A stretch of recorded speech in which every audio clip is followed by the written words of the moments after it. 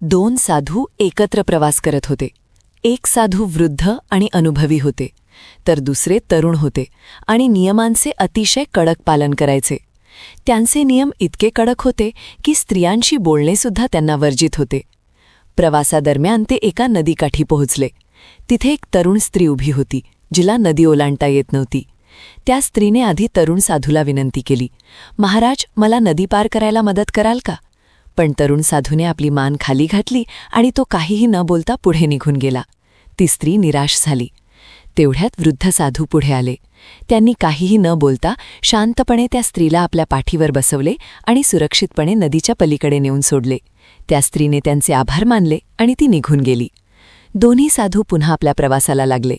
बराच वेळ दोघेही शांत होते. अखेर राहून न गेल्यामुळे तरुण साधू म्हणाला, "गुरुदेव, आपले नियम तर आपल्याला स्त्रियांना स्पर्श करण्याचीही परवानगी देत नाहीत, मग तुम्ही त्यांना उचलून नियम का तोडले?" वृद्ध साधू हसले आणि शांत स्वरात म्हणाले, "मी तर त्या मुलीला नदीकाठीच खाली उतरवलं होतं, पण तू अजूनही तिला मनात का वाहतोयस?"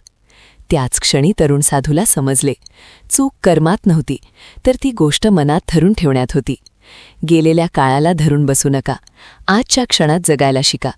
आपल्या आयुष्यातील बहुतेक अडचणी बाहेर नसून आपल्या मनात असतात, कारण आपण जुन्या गोष्टी सोडून देत नाही.